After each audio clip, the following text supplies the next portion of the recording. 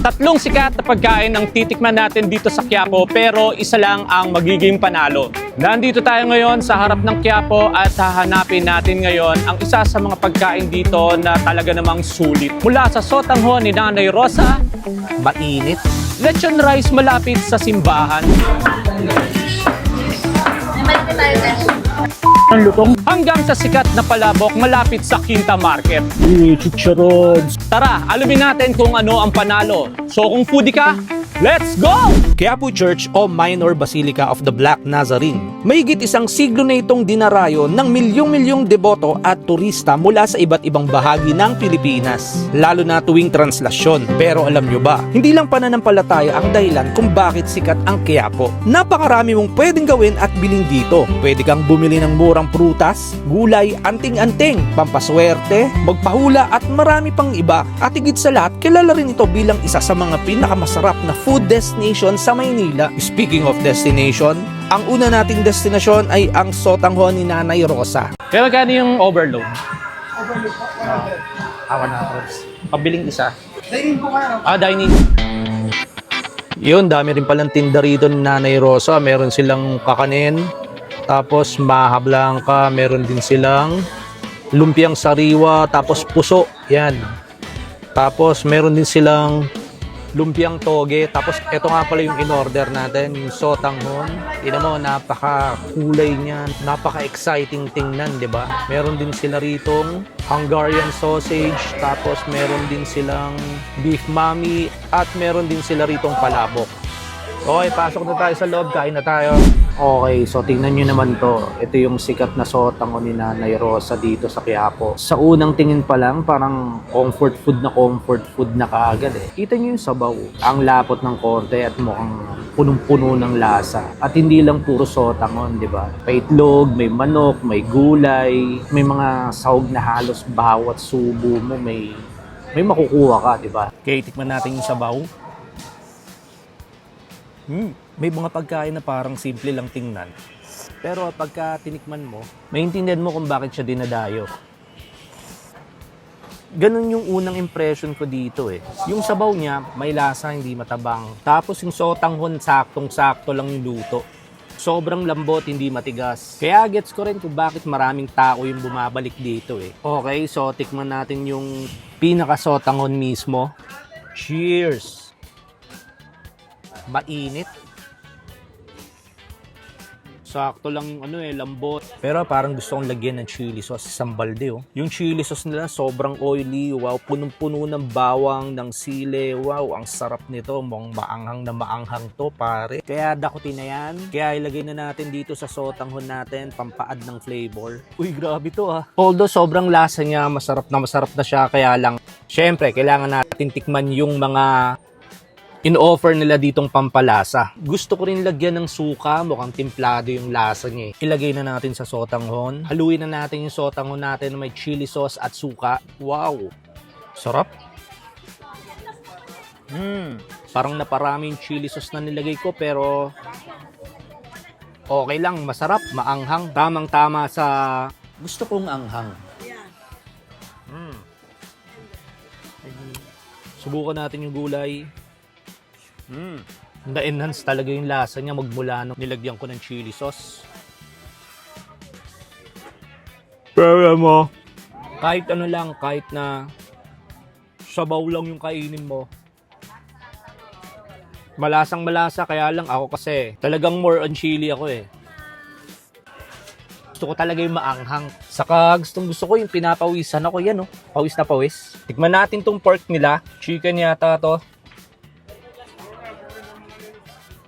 Chicken yata.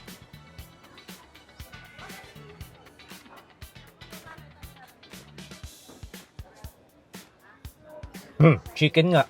Chicken to na may halong pork. Eto, pork na to pare.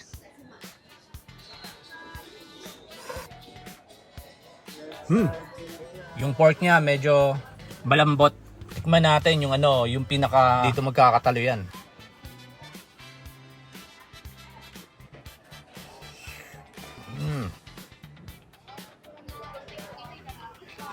Okay, so tikman natin kapag may itlog. Nakita niyo yung kulay ng itlog? Parang dumikit na yung kulay ng atsuete na sa sobrang babad niya sa sabaw. Isipin mo may chicken, may pork, may gulay, may egg. Parang hindi ka talaga tinipid, di ba? Kainin na natin yung may egg.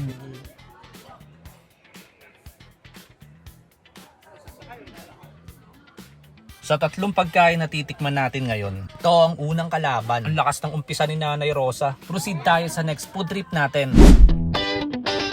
Okay, nandito pa rin tayo sa Hidalgo Street. Dito lang yan sa may bungad. Makikita nyo na ang Len Len Chow Fan. Sa harap ng simbahan, paglabas mo, ayun na. So meron sila ritong siomay, Hungarian, lechon kawale, lechon rice, chicken rice, liempo, at crispy pata rice. Pero syempre, ang pinunta natin dito, yung lechon nila, kaya yun ang o-orderin natin. Sarap ah. Sige boss, order ako isa. Yan, tinitimbang na ni ate, nilagay sa styro na may chow fan. Kukuha ng balat si ate, kailangan niya ng gunting. Yan, gugupitin niya yung balat na para sa atin. Tapos gumupit siya ng konting balat at nilagay sa lechon natin. Pina-take out ko na kasi parang wala akong makakainan dito. Siguro kakainin ko na lang sa ibang lugar. Okay, ito na yung lechon natin. Parang gusto kong kainin na lang dito. At least may plastic tayo pag di natin naubos. Kaya dito ko na lang kainin. Yun, ito na yung lechon natin. No? Meron siyang balat. Tignan natin yung balat mamaya. Tapos ito yung sauce. Lagyan natin dito. Maganda din ikaw yung maglalagay ng sauce. Bahala ka kung gaano kadami. Pero konti lang kasi lugi sila mami. Tikman natin tong balat muna pare. Ang lutong. Lutong niya, pre. Sarap. Tikman natin to, lagyan natin ng laman. Ayan, okay. Sarap pare. Parang dito Kanto style eh.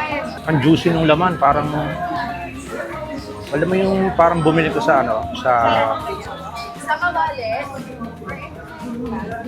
large, parang ganun yung level. Alam mo, nagustuhan ko pa rito yung sauce niya kasi napakasarap. Lalo na pag pinag-combine mo yung rice sa sauce. Parang kontento ka na kumain kasi sa sobrang sarap niya, parang may lechon ng kasama. Simple lang din siya tingnan no? Pero sobrang delikado nito. Kasi isang subo pa lang, gusto mo nang umorder ulit eh.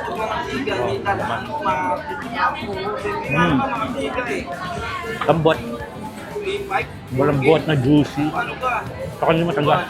Sakto lang yung alat. Pwedeng ipareha sa Cebu. Cebu lechon. 150, okay na. Pasado na. Just parang Andes sauce to. Okay, so panalo din yung lechon na tinikman natin. Proceed tayo sa last food trip. Puntahan natin yung palabok dito sa may gilid ng Quinta Market. Grabe din yung lasa ng lechon pare. Parang alam mo yung mga premium lechon. Parang hindi mo sa aasahan na Kanto style shop. Kasi nakatikim na ako ng lechon sa Cebu. Dikit siya sa lasa doon eh. Juicy yung laman. Yung balat niya sobrang lutong. Hindi mo inaasahan na ganun talaga. Presyong 150. Sulit na pare. Meron ka ng chow fan. Tapos meron ka ng masarap na lechon. Sulit na yon.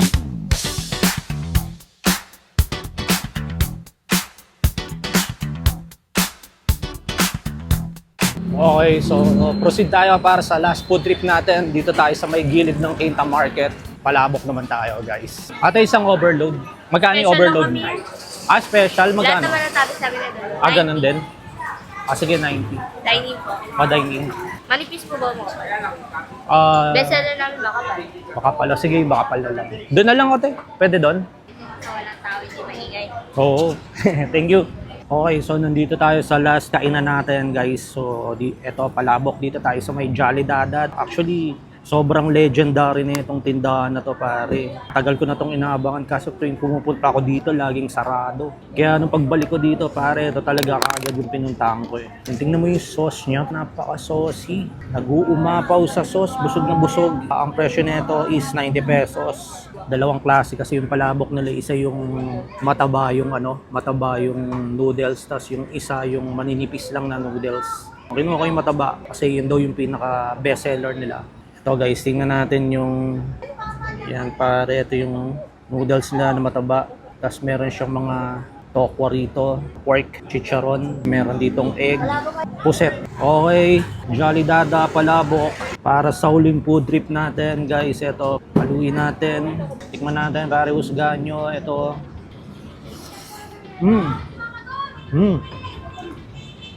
Drop. Pero lagyan natin ng kalamansi. Yung lasang-lasa mo yung yung puset, saka yung tokwa, meron nandun. Actually, yung sauce niya, pwede mong dagdagan kung gusto mo ng maalat na maalat or gusto mo saktuhan lang. So, add tayo ng gusto ko medyo maalat ng konti. Add tayo ng patis para sa second bite natin, pare. Jolly Dada Palabok.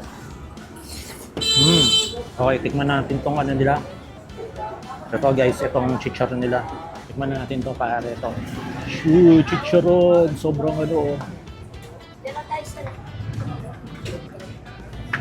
Okay. Cheers, guys. Palabok. Napakasarap.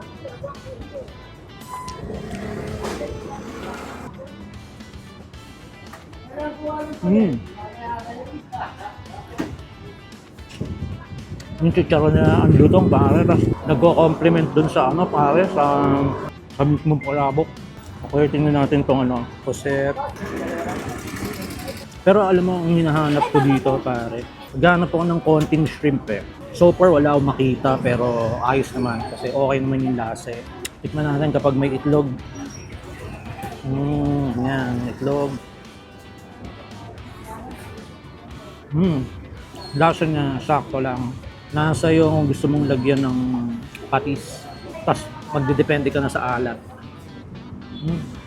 One last bite para sa chicharon natin.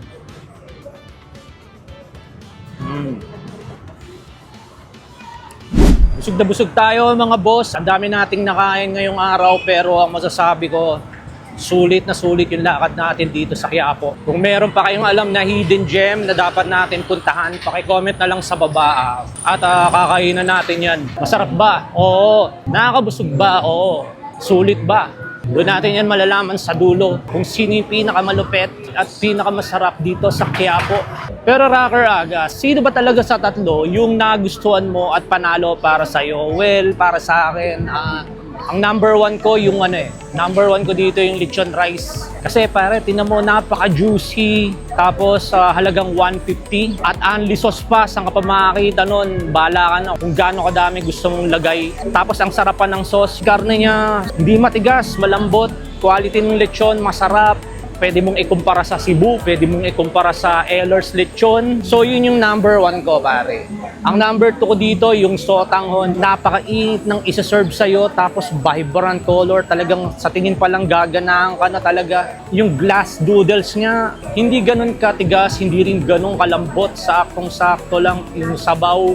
Bahala ka na kung papaalatin mo pa. Gusto mo, patamisin mo pa eh. So bahala ka na, nasa sa'yo yan, pare. Pero kung di mo lalagyan ng condiments, masarap eh. Yun yung pinakabasehan mo eh. So sa akin pangatlo, yung Jolly Dada. No doubt pare, sobrang sarap talaga ng Jolly Dada. Pero dahil kinumpara ko siya sa iba't ibang variety ng pagkain, hindi ibig sabihin na siya yung masarap siya guys. Tikman nyo, pumunta tayo rito, tikman nyo yung Jolly Dada, sobrang sarap din. Maraming salamat sa inyong panonood at sa pagsuporta dito sa channel natin. So muli ako si Rocker Aga at magkita-kita tayo sa next food trip natin. So kung pudi ka, let's go!